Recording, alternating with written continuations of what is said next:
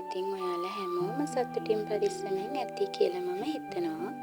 අද ඉතින් මම රසම රස කෑමක් හදන්න තමයි මේ ලෑස්තිය.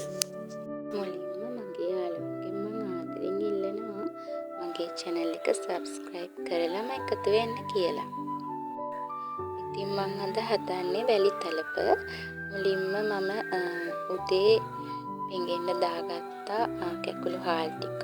ඊට පස්සේ ඒක චුට්ටක් තෙත බේරෙන්න ඇරලා මේ දැන් මේ කරන්නේ ඒ ටික හොඳට බ්ලෙන්ඩර් කරගන්නවා. ඊට පස්සේ ඉතින් මේ පිටි ටික මම මෙහෙම හලාගත්තා.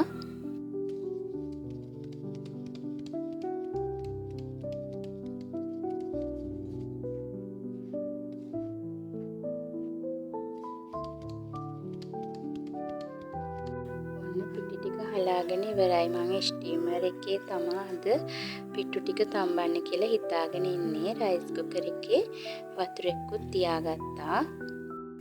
ඊට පස්සේ ඉතින් මම පොල් ටිකක් එහෙම ගාගෙන පොල් ටික මුලින්ම කිරි පොඩ්ඩක් කියන්නේ අඬු කෝප්ප එකක් වගේ දාලා අතද කරන්නේ නැතුව මේ වගේ පොල් කිරි ටික ගන්නවා. මම දාගන්නවා අර පිටියකට දාලා හොඳට මේ වගේ අනා ගන්න ඕන. ගොඩාක් අනන්නේ නැහැ අපි. පිටි අග්ගලයක් වගේ මේවා වෙනවා නම් පදම හරි. ඊට පස්සේ අපි කරන්නේ ඒක රසායන වලුණු දාගෙන ලිපේ තියා ගන්න ඕන පිට්ටු එක.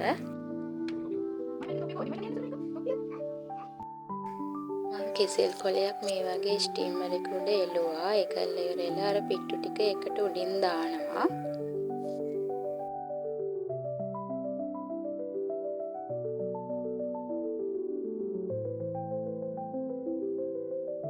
ඊට පස්සේ මාල යන්න මේ වගේ පොඩි සිදුරක් හදා ගන්නවා මැදින්.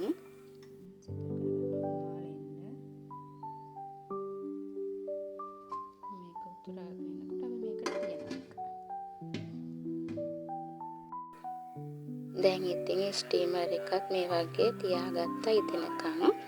ඊට පස්සේ මම මේ ලෑස්ති වෙන්නේ සීනි කැරමල් කරගන්න. බලමු අපි කොහොමද කරන්න කියලා.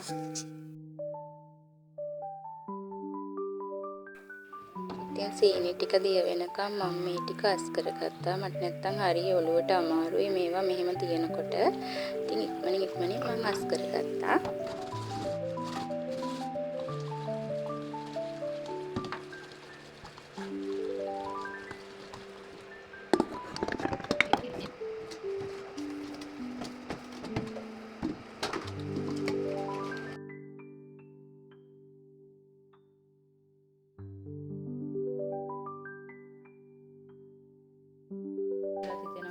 දැන් නම් ඉතින් සීනි ටික හොඳට කැරමල් වෙලා තියෙනවා.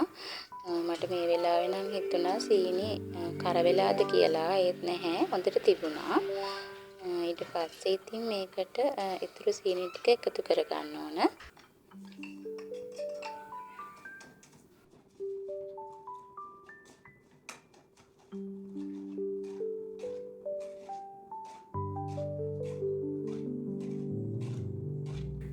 වතුර අවශ්‍ය විදිහට මේකට දාලා ඊට පස්සේ අර නූලක් වගේ ඇදින්නේ ඒ වගේ වෙනකම්ම මේක කවලම් කරගන්න ඕන මෙහෙම. මං ඉතින් කියා දෙන්න ඕනේ නැහැනේ. ඔයාලා දන්නවනේ ඉතින් මේ කරන විදිහ. ඉතින් මං දන්නේ නැති අයට තමයි ඉතින් මේක කියලා දුන්නේ.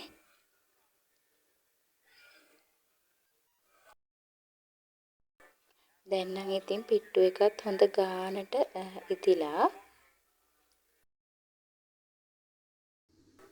ඊට පස්සේ ඉතින් මේ පිට්ටු එකේ කැට වගේ තියෙනවනේ. ඉතින් අපි ඒක බ්ලෙන්ඩර් කරගන්න ඕන. ඒ බ්ලෙන්ඩර් කරන එක නම් මගේ අතින් මිස්සිලා තියෙනවා. ඉතින් දැන් ඔහොම තමයි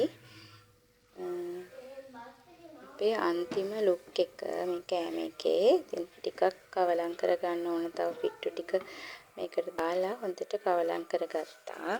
ඒ වගේම මම අවසානට මේකේ රස තවත් වෙනවා. දෙහිලිලි ටිකක් දාගත්තාම හීනිවට කපලා මම YouTube channel එක තමයි දැක්කේ. දෙහිලිලි ටිකක් අන්තිමට එකතු කරගන්න ඕන.